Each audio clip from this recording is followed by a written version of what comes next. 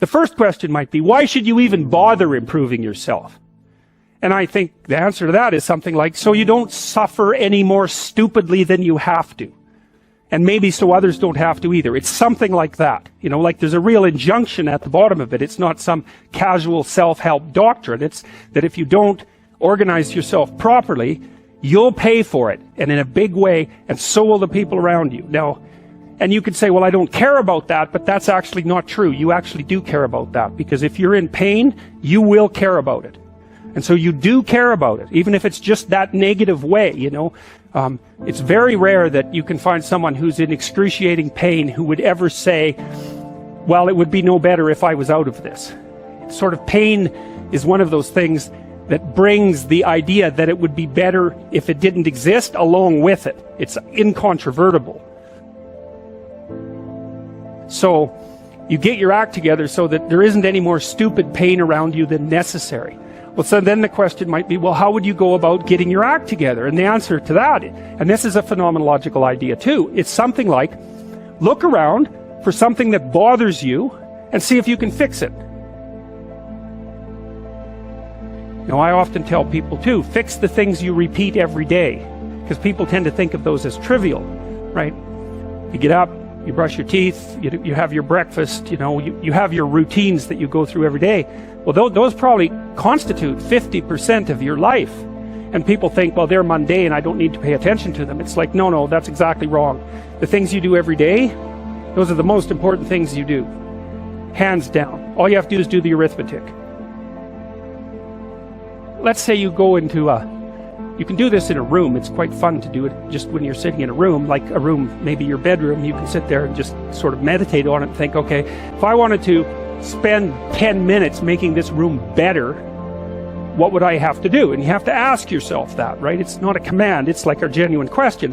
And things will pop out in the room that you know, like there's a stack of papers over there that's kind of bugging you, and you know that maybe a little order there would be a good thing, and you know, there's some rubbish behind your computer monitor that you haven't attended to for like 6 months, and the room would be slightly better if it was a little less dusty and the cables weren't all tangled up the same way. And like, if you allow yourself just to consider the expanse in which you exist at that moment, there'll be all sorts of things that'll pop out in it that you could just fix. And you know, I might say, well, if you were coming to see me for psychotherapy, the easiest thing for us to do first would just be to get you to organize your room. You think, well, is that psychotherapy? And the answer is, well, it depends on how you conceive the limits of your being. And I would say, start where you can start. You know, if something announces itself to you, which is a strange way of thinking about it, as in need of repair, that you could repair, then, hey, fix it. You fix 100 things like that, your life will be a lot different. See, part of what artists do, for example, when Van Gogh paints a room and you look at it glowing, he's trying to show you what's beyond your perception of the room. And I mean this technically, like the way that your visual system is set up is that whenever memory and presumption can replace direct perception, it will, because it's simpler. So you literally see what you expect to see. And if what you see is dull and drab and boring and pointless and uninspiring, then that's you.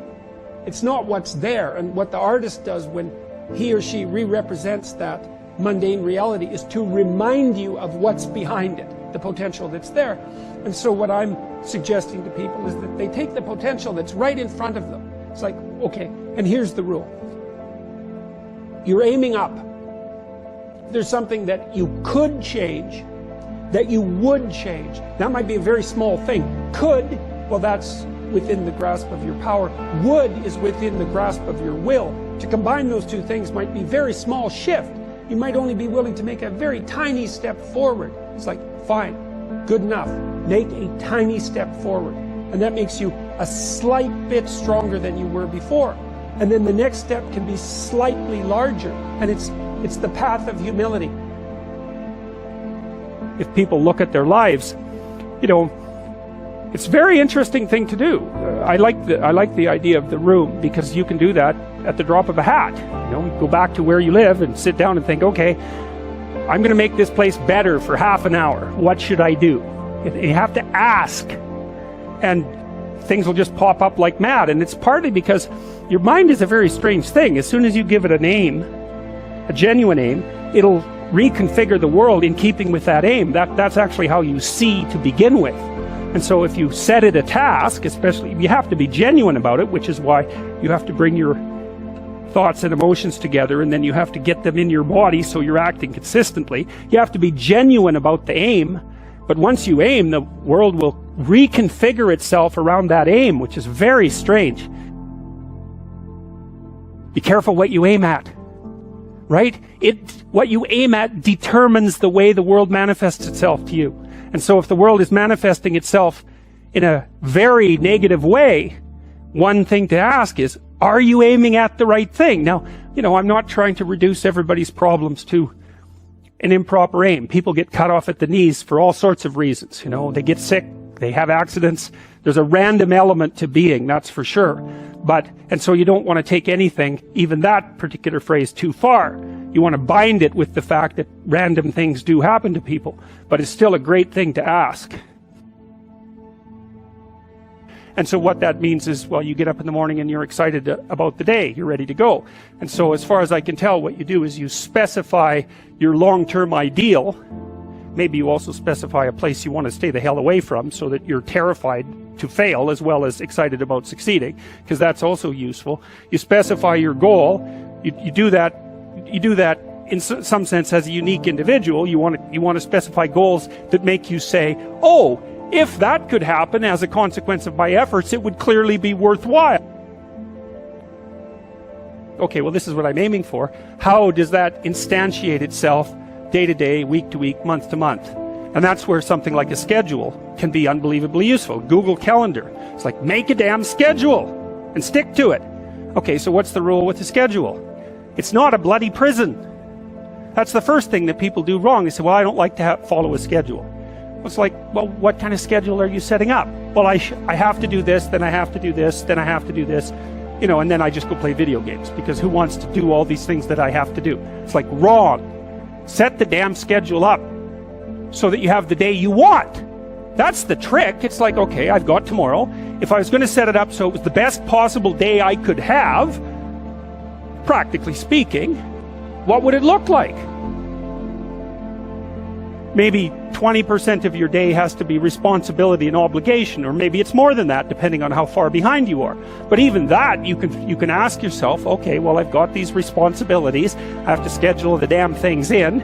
What's the right ratio of responsibility to reward? And you can ask yourself that, just like you'd negotiate with someone who is working for you. It's like, okay, you got to work tomorrow. Okay, so I want you to work tomorrow. And you might say, okay, well, what are you going to do for me that makes it likely that I'll work for you? Well, you could ask yourself that, So maybe you do an hour of responsibility and then you play a video game for 15 minutes. I don't know, whatever turns your crank, man. But, you have to negotiate with yourself and not tyrannize yourself. Like you're negotiating with someone that you care for, that you would like to be productive and have a good life. And that's how you make the schedule. It's like, and then you look at the day and you think, well, if I had that day, that'd be good. Great. And you're useless and horrible, so you'll probably only hit it with about 70% accuracy, but that beats the hell out of 0, right? And if you hit it even with 50% accuracy, another rule is, well, aim for 51% the next week, or 50.5% for God's sake, or because you're going to hit that position where things start to loop back positively and spiral you upward. And so that's one way that you can work on your conscientiousness, is plan a life you'd like to have. We're built for a burden, and we're not happy without that burden, and we want to find the one that suits us. And that's difficult. It's part of the adventure of life to seek out the burden that suits you. But when you have that, then yes, then hopefully you're operating in harmony with the requirements of those around you. You make yourself a reasonably morally respectable individual. And so now you're not blinded as much by your own proclivity for uselessness and malevolence. And then you can integrate all that. You can integrate all those rules. And that's the beginning of the development of character. And then you can then you can embody the union of the rules. It's something like that. Well, the mission is the improvement of your character, the constant improvement of your character. And I think a lot of that's done in dialogue with your conscience. It's like your conscience is always telling you, Socrates said this thousands of years ago, your conscience is always telling you what you shouldn't be doing. And one of the things Socrates said was what discriminated him from the run-of-the-mill person, and why perhaps we still know of him so many thousands of years later, was that when his conscience told him not to do something, he didn't do it. He stopped saying the things that he shouldn't have been saying, and he stopped doing the things he shouldn't have been doing. And that's a start, you know. That's a discipline, I would say. That's the ability to follow a certain kind of intrinsic discipline. And maybe that's merely the cessation of evil. And that's not exactly the same as the pursuit of positive good. Let's say you haven't got there yet, but that's a start. You clear away the obstacles from your vision by ceasing to engage in those activities you know to be wrong. And then the world starts to lay itself out in more pristine form. And then maybe you can start to apprehend what would be positively good instead of merely not wrong. It's psychologically meaningful to pursue the highest of goals and the development of your character, but it's also the best possible thing that you can do practically here and now in the material world to make it less terrible than it might otherwise be. There are times in your life when you're not going to be happy, and then what are you going to do? Your goal is demolished. And there are going to be plenty of times in your life when you're not happy. There might be years. And so it's a shallow boat in a very rough ocean. And it's based upon a misconceptualization. Happiness is something that descends upon you. Everyone knows that. You know, it comes upon you suddenly. And then you should be grateful for it, because there's plenty of suffering. And if you happen to be happy, well, wonderful. Enjoy it. Be grateful for it. And maybe try to meditate on the reasons that it manifested itself, right? Because it can come as a mystery, you know. You don't necessarily know when you're going to be happy. Something surprising happens and delights you. And you can analyze that. You can think, well, I'm doing something right. I'm in the right place right now. I've done something right. Maybe I can hang on to that. Maybe I can learn from that. What you should be pursuing instead is, well, there's two things. You should be pursuing who you could be. That'd be the first thing. It's like, because you're not who you could be, and you know it. You have guilt and shame and regret, and you berate yourself for your lack of discipline and your procrastination and all your bad habits. You know perfectly well that you're not who you could be. And God only knows who you could be. And so that's how you should be that's what you should be striving for. And associated with that, you should be attempting to formulate some conception of the highest good that you can conceive of, that you can articulate. Because why not aim for that? It's like your life is short and it's troublesome. And perhaps you need to do something worthwhile with it. And if so, then you should do the most worthwhile thing. And you should figure out what that is for you. And part of that's definitely going to be to develop your character as much as possible, to dispense with those parts of you that are unworthy. And then maybe, if you're fortunate, and you do that carefully, then happiness will descend upon you from time to time. And that's the best you've got.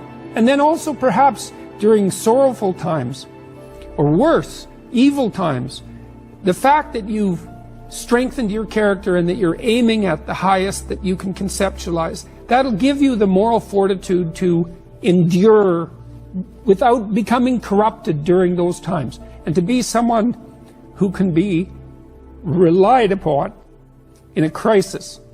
There's an aim.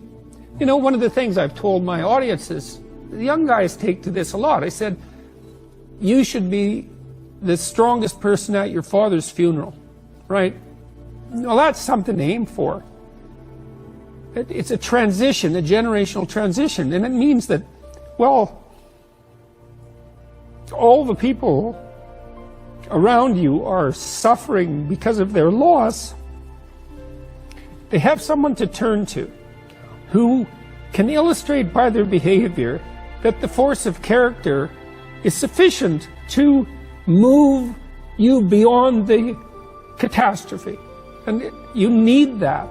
And that's a great thing to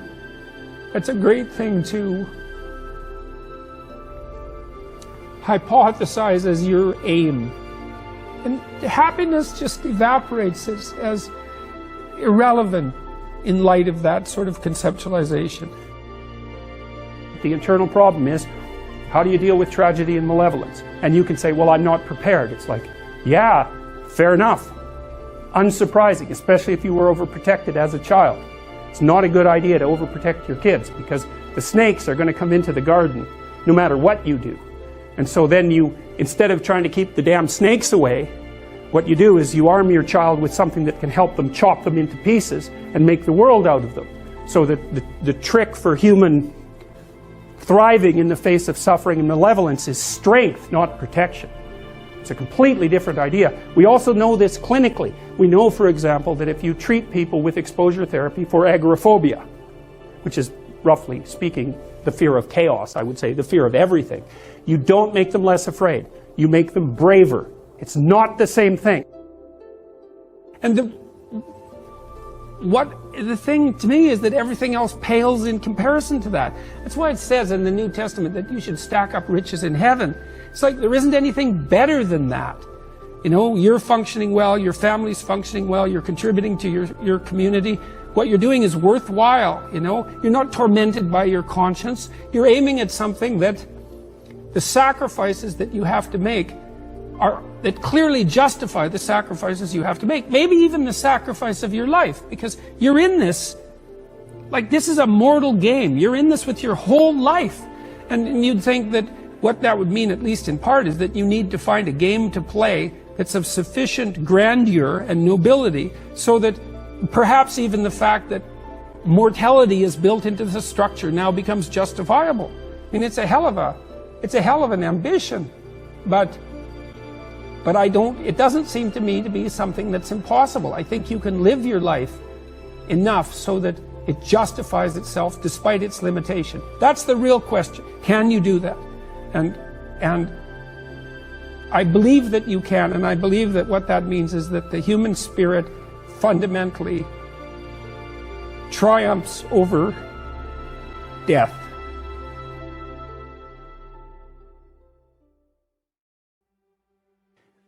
The world shifts itself around your aim, because you're a creature that has an aim. You have to have an aim in order to do something. You're an aiming creature. You look at a point and you move towards it. It's built right into you. And so you have an aim. Well, let's say your aim is the highest possible aim. Well, then, so that sets up the world around you.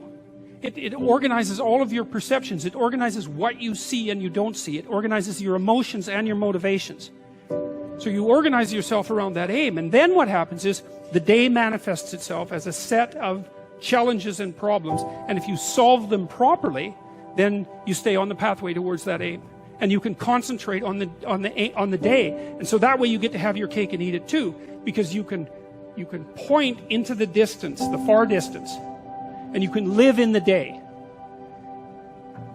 And it seems to me that makes every moment of the day supercharged with meaning. That's how, because if everything that you're doing every day is related to the highest possible aim that you can conceptualize, well, that's the very definition of the meaning that would sustain you in your life. Well, and then the issue is, well, back to Noah. Well, all hell's about to break loose and chaos is coming. It's like when that's happening in your life, you might want to be doing something that you regard as truly worthwhile, because that's what will keep you afloat when everything is flooded. And you don't want to wait until the flood comes to start doing that, because if your ark's half built and you don't know how to captain it, the probability is very high that you'll drown. Human beings are weird creatures because we're much more activated by having an aim and moving towards it than we are by attainment. And what that means is you have to have an aim, and that means you have to have an interpretation. And it also means that the nobler the aim, that's one way of thinking about it, the better your life. And that's a really interesting thing to know, because, you know, you've heard ever since you were tiny that you should act like a good person, and you shouldn't lie, for example. And you might think, well, why the hell should I act like a good person, and why not lie? You know, even a 3-year-old can ask that question, because smart kids learn to lie earlier, by the way. And they think, well, why not twist the fabric of reality so that it serves your specific short-term needs? I mean, that's a great question. Why not do that? Why act morally? If you can get away with something and it brings you closer to something you want, well, why not do it? These are good questions. It's not self-evident. Well, it seems to me tied in with what I just mentioned. It's like you destabilize yourself and things become chaotic. That's not good. And if you don't have a noble aim, then you have nothing but shallow, trivial pleasures, and they don't sustain you. And that's not good, because life is so difficult, it's so much suffering, it's so complex. It ends, and everyone dies, and it's painful. It's like, without a noble aim, how can you withstand any of that? You can't. You become desperate, and once you become desperate, things go from bad to worse very rapidly when you become desperate. And so there's the idea of the noble aim. And it's not something, it's something that's necessary. It's the bread that people cannot live without, right? That's not physical bread. It's the noble aim. And what is that? If you configure your life so that what you are genuinely doing is aiming at the highest possible good, then the things that you need to survive and to thrive on a day-to-day basis will deliver themselves to you. That's a hypothesis, and it's not some simple hypothesis, right? Because what it basically says is, if you dare to do the most difficult thing that you can conceptualize, your life will work out better than it will if you do anything else. Well, how are you going to find out if that's true? Well, it's a Kierkegaardian leap of faith. There's no way you're going to find out whether or not that's true unless you do it. So no one can tell you either, just because it works for someone else. I mean, that's interesting and all that, but it's no proof that it'll work for you. You have to be all in this game. All right, so you're always in one of these little frameworks, and there's just no getting out of it. And that's because, you know, at any given moment, it's like field theory. There used to be psychological theories that talked about the field of human experience, something like that. And this is kind of what that is. This is a field, and basically what happens is you parse out a little part of the world, say, and so an amount you can handle. So let's say it has some duration. You're not aiming at something 50 years in the future. It's because how the hell are you going to do that? There's too many variables, you know. So you're aiming at some handleable amount of time, and you posit a goal in there, and you plot your route, and then that tells you what's up and tells you what's down, because up moves you towards the goal and down moves you away from the goal, and that sets up your motivational framework so that you have something worth attaining. You know, that's a really interesting thing to know too. It's like, why have a goal? Well, it's easy. No goal, no positive emotion. Because you experience positive emotion by noticing that you're moving towards a goal. And so if you don't have a goal, well, you can't have any positive emotion. So better have a goal. One thing to remember is that if you don't erect a hierarchical structure with something to aim at, you got no positive motivation, because you experience positive motivation in relationship to a goal, not from attaining the goal. That's satisfaction. And besides, it's fleeting. You know perfectly well. You graduate from university, poof, next day you have a problem, which is what do you do next? And that's a tough problem. It's not like you've solved your problems by winning that game. You just introduced the problem of having to introduce another game.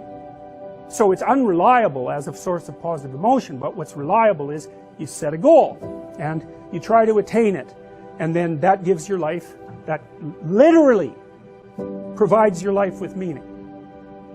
And so you might say, well, what should the goal be? Well, we could start by saying, well, any goal is better than none. And then we might say, well, it should be a goal that other people will let you pursue, because otherwise it's going to be kind of difficult. And maybe they'll be even happy to help you pursue it. That would even be better. And maybe it's a goal that would enable you to learn how to pursue other goals while you pursue that goal. Boy, that would really be good. And so you can see that your goal is parameterized, but But that doesn't mean that any old goal works. It means there's some goals that work nicely and some not so nicely. There are playable games and non-playable games. That's a good way of thinking about it. And you want to have a playable game. And there's a lot of them. Lawyer, plumber, you know, actor, whatever. They're playable games. And it's not obvious which one's better, but it's certainly obvious which ones are sustainable and which ones are worse. And so there's a set of playable games, and you need to extract from that set of playable games a game that suits you. And that would be partly due to your temperament, you know, because extroverted people want to play an extroverted game, and highly neurotic people want to play a safe game, and agreeable people want to play a generous game, and disagreeable people want to play a game that's highly competitive so they can win, and, you know, fine. But they're all within the realm of playable games. The world's way more complicated than a text, and so there's an infinite number of ways that you can look at the world. And so how do we know that any one way is better than any other way? That's a good question. Now, the postmodern answer was we can't. And that's not a good answer, because you drown in chaos under those circumstances, right? You can't make sense of anything. And that's not good, because it's not neutral to not make sense of things. It's very anxiety-provoking. It's very depressing, because if things are so chaotic that you can't get a handle on them, your body defaults into emergency preparation mode, and your heart rate goes up, and your immune system stops working, and like you burn yourself out, you age rapidly, because you're surrounded by nothing you can control. It's that's an existential crisis, right? It's anxiety-provoking and depressing, very hard on people. And even more than that, it turns out that the way that we're constructed neurophysiologically is that we don't experience any positive emotion unless we have an aim and we can see ourselves progressing towards that aim. It isn't precisely attaining the aim that makes us happy, as you all know if you've ever attained anything, because as soon as you attain it, then the whole little game ends, then you have to come up with another game, right? So it's Sisyphus. Well, you don't want to suffer so much that your life is unbearable, right? That just seems self-evident. Pain argues for itself. I think of pain as the fundamental reality, because no one disputes it, right? I mean, even if you say that you don't believe in pain, it doesn't help when you're in pain. You still believe in it, right? You can't pry it up with logic and rationality. It just stands forth as what the fundament of existence, and that's actually quite useful to know. Say, well, you don't want any more of that than is absolutely necessary. And I think that's self-evident. And then you say, well, wait a minute, it's more complicated than that. You don't want any more of that that's necessary today, but also not tomorrow, and not next week, and not next month, and not next year. So however you act now, better not compromise how you're going to be in a year, because that would just be counterproductive. That's part of the problem with short-term pleasures, right? It's like act in haste, repent at leisure. Everyone knows exactly what that means. So you have to act in a way that works now and tomorrow and next week and next month and so forth. And so you have to take your future self into account. And human beings can do that. And taking your future self into account isn't much different than taking other people into account. There's no better pathway to self-realization and the ennoblement of being than to posit the highest good that you can conceive of and commit yourself to it. And then you might also ask yourself, and this is definitely worth asking, is do you really have anything better to do? And if you don't, well, why would you do anything else? And the probability is that if you manifest yourself properly in the world, that those things will come your way is extraordinarily high. And I believe that that's exactly right. I mean, I've watched people operate in the world, and I would say that there is no more effective way of operating in the world than to conceptualize the highest good that you can and then strive to attain it. There's no more practical pathway to the kind of success that you could have if you actually knew what success was.